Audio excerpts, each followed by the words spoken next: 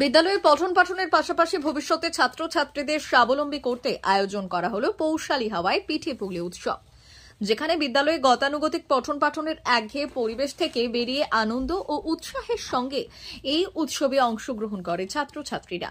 সমস্ত বিষয়ে তাদের সঙ্গে সহযোগিতার হাত বাড়িয়ে দেন শিক্ষক শিক্ষিকারা। এমনই এক অভিনব কর্মসূচির আয়োজন করা হলো পশ্চিম মেদিনীপুরের বেলদা থানার বড়মোহনপুর উচ্চ মাধ্যমিক বিদ্যালয়ে।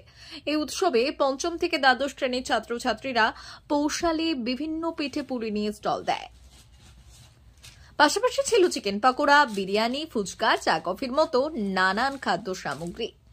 ন্যায্য মূল্যে ওই সকল খাদ্য সামগ্রী কিনে সেগুলির স্বাদ গ্রহণ করেন বিদ্যালয়ে আসা অন্যান্য ছাত্রছাত্রী সহ শিক্ষক শিক্ষিকারা। বিদ্যালয়ে এই ধরনের উদ্যোগ এবছর প্রথম, তবে ছাত্রছাত্রী সহ শিক্ষক শিক্ষিকারা যেভাবে আনন্দের সঙ্গে আজকের এই উৎসবে অংশগ্রহণ করেছেন, তাতে আগামী দিনে এই উৎসব আরও বড় মাপে করার পরিকল্পনা রয়েছে বলে জানালেন বিদ্যালয়ের প্রধান শিক্ষক সঞ্জয় মোদক।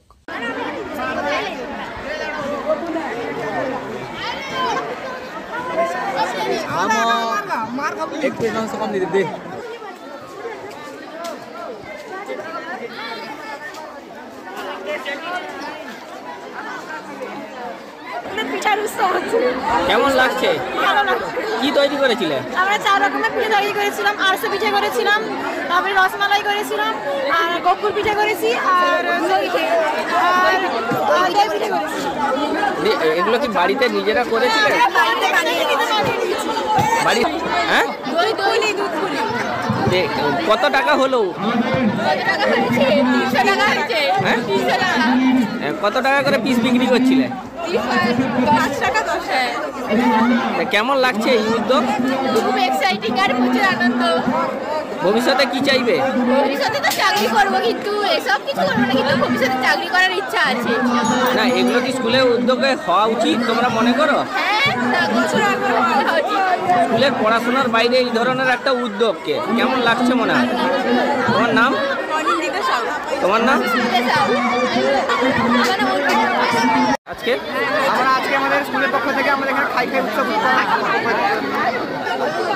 উৎসবে আমরা শিক্ষকরা এবং ছাত্রছাত্রীরা সবাই পিঠে পুলিতে খুব আনন্দ করছি।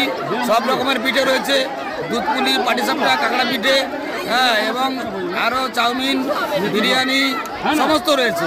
আমরা সবাই ন্যায্য মূল্য দিয়ে কিনে খাচ্ছি এবং খুব আনন্দ উপভোগ করছি। পড়াশোনার জীবনটা, সেই পড়াশোনার জীবন থেকে একটু অব্যাহতি দেওয়ার জন্য, তাদের মধ্যে একটু বৈচিত্র্য আনার জন্য, পড়াশোনার প্রতি আবার পরবর্তী ক্ষেত্রে ইন্টারেস্ট একটু বেশি আসবে, সেই উদ্দেশ্যে আমরা করেছিলাম একটা ফুড ফেস্টিভ্যাল, মানে খাই উৎসব, যেখানে সংক্রান্তি যেটা চলছে এখন, মকর সংক্রান্তি চলছে, তো সেইটাকে উদ্দেশ্য করে আমরা খাবারের বিভিন্ন রকম পদগুলো রেখেছিলাম।